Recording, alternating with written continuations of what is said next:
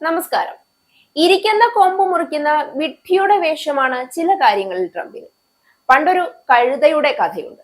കഥ ഇങ്ങനെയാണ്: ഒരു കർഷകന് സ്വന്തമായ ഒരു കഴുതയും ഒരു നായയുമുണ്ട്. കർഷകൻ അബദ്ധത്തിൽ ഒരിക്കൽ ബോംബുകൾ കുഴിച്ചിട്ടിരിക്കുന്ന ശത്രു രാജ്യത്തിൽ അകപ്പെട്ടു. കർഷകൻ എന്ത് ചെയ്യണമെന്നറിയാതെ നായയോട് പിന്നാലെ നടക്കാൻ ആവശ്യപ്പെട്ടിട്ട് വയസ്സായ അതിമടിയനായ കഴുതയെ തോളിലേറ്റി സസൂക്ഷ്മം നടന്നു. കണ്ടുനിന്നവർ ചോദിച്ചു, നീ എന്തൊരു മണ്ടനാണ്, ആ കഴുതയെ ചുമക്കാതെ അവിടെ ഉപേക്ഷിച്ചിട്ട് എളുപ്പത്തിൽ തിരികെ വന്നൂടേ എന്ന്. കർഷകൻ അതിന് പറഞ്ഞ ഒരു മറുപടിയുണ്ട്: കഴുത എന്ത്, എപ്പോൾ, എങ്ങനെ ചെയ്യുമെന്ന് പ്രവചിക്കാൻ കഴിയില്ല.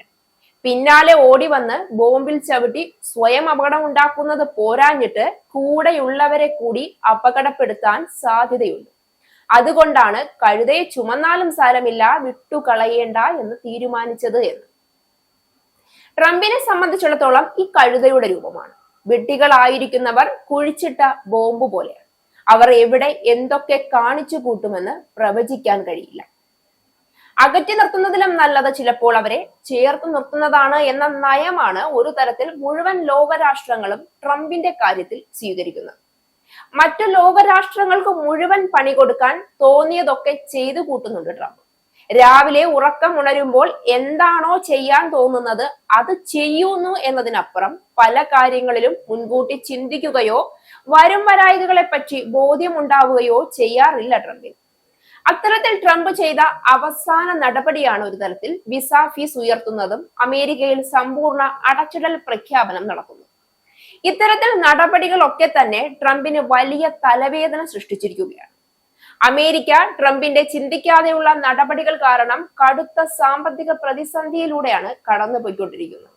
അത്തരത്തിൽ പ്രതിസന്ധിയിൽ പല മേഖലകളും അടച്ചുപൂട്ടൽ ഭീഷണി നേരിടുമ്പോൾ ലോകത്തിന് തന്നെ അഭിമാനമായിരുന്ന ബഹിരാകാശം എന്താണെന്നതിന് ലോകത്തിനു മുന്നിൽ തുറന്നു വെച്ച നാസയുടെ പ്രവർത്തനം പോലും നിർത്തിവെക്കേണ്ട സ്ഥിതിയിലേക്കാണ് കാര്യങ്ങൾ എത്തി നിൽക്കുന്നത്. യുഎസിലെ സാമ്പത്തിക അനിശ്ചിതാവസ്ഥ നാസയെയും ബാധിച്ചു കഴിഞ്ഞു. സർക്കാർ ധനസഹായം തടസ്സപ്പെട്ടതോടെ നാസയുടെ പ്രവർത്തനങ്ങൾ നിലവിൽ നിർത്തിവെച്ചിരിക്കുന്നതായാണ് റിപ്പോർട്ട്. ഇത് സംബന്ധിച്ച് നാസയുടെ വെബ്സൈറ്റിൽ തന്നെ അറിയിപ്പും നൽകിയിട്ടുണ്ട്. നാസ ഉൾപ്പെടെയുള്ള സർക്കാർ ഏജൻസികളിലെ വിവിധ വകുപ്പുകളിൽ നിന്ന് ആയിരക്കണക്കിന് പേരെയാണ് ട്രംപ് കാരണം പിരിച്ചുവിട്ടത്. അത്യാവശ്യ ജീവനക്കാരെ മാത്രമാണ് ഇപ്പോൾ നിലനിർത്തിയിരിക്കുന്നത്.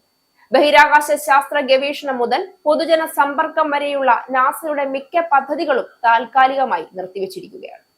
ഒക്ടോബർ 1-നാണ് യുഎസിൽ പുതിയ സാമ്പത്തിക വർഷം ആരംഭിക്കുന്നത്. അതിനു മുൻപ് സർക്കാർ ചെലവുകൾക്കുള്ള ധന അനുമതി ബിൽ കോൺഗ്രസ് പാസാക്കി പ്രസിഡന്റ് ഒപ്പുവെക്കേണ്ടതുണ്ട്. എന്നാൽ റിപ്പബ്ലിക്കൻ പാർട്ടിയും ഡെമോക്രാറ്റുകളും തമ്മിലുള്ള രൂക്ഷമായ തർക്കങ്ങൾ കാരണം ഇത്തവണ ബിൽ പാസ്സായില്ല. മുൻപ് നിലവിലുണ്ടായിരുന്നതും പിന്നീട് ട്രംപ് ഭരണകൂടം വെട്ടിക്കുറച്ചതുമായ ചില ആരോഗ്യ ഇൻഷുറൻസ് സബ്സിഡികളും ആനുകൂല്യങ്ങളും ബില്ലിൽ പുനഃസ്ഥാപിക്കണമെന്ന ഡെമോക്രാറ്റുകളുടെ ആവശ്യം റിപ്പബ്ലിക്കൻ പാർട്ടിയും വൈറ്റ് ഹൗസും നിരാകരിച്ചതോടെയാണ് തർക്കം രൂക്ഷമാകുന്നത്. അനധികൃത കുടിയേറ്റക്കാർക്ക് മെഡിക്കൽ ആനുകൂല്യങ്ങൾ നൽകാനുള്ള ഡെമോക്രാറ്റുകളുടെ ശ്രമമാണ് പ്രതിസന്ധിക്ക് കാരണമെന്നാണ് ഇതേസമയം ട്രംപിന്റെ ആരോപണം. കുടിയേറ്റക്കാർക്ക് മെച്ചപ്പെട്ട ആരോഗ്യ പരിരക്ഷാ സ്കീമുകൾ നൽകുമ്പോൾ അത് കൂടുതൽ പേരെ അമേരിക്കയിലേക്ക് എത്താൻ പ്രേരിപ്പിക്കും. ഒരു രാജ്യത്തിനും ഇത്ര വലിയ സാമ്പത്തിക ബാധ്യത താങ്ങാനാകില്ലെന്നും അതുകൊണ്ടാണ് കടുത്ത നിലപാടുകൾ സ്വീകരിക്കുന്നതുമെന്നുമാണ് ട്രംപിന്റെ ന്യായീകരണം. റിപ്പബ്ലിക്കൻ പാർട്ടിക്ക് ബിൽ പാസ്സാക്കണമെങ്കിൽ ഡെമോക്രാറ്റുകളുടെ പിന്തുണ അനിവാര്യമാണ് താനും.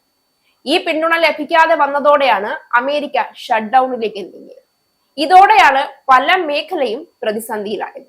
ലോകം സഹിക്കുന്നത് തന്നെ കഴുത എന്ന് കരുതിയിട്ടാണ് എന്ന് ട്രംപിന് ഇനി എന്നാണ് ബോധ്യമുണ്ടാകുന്നത് എന്നാണ് സംശയം. എന്താണെങ്കിലും ആ ബോധ്യം ഉണ്ടാകാത്തിടത്തോളം ഇനിയും കഥകൾ തുടരും.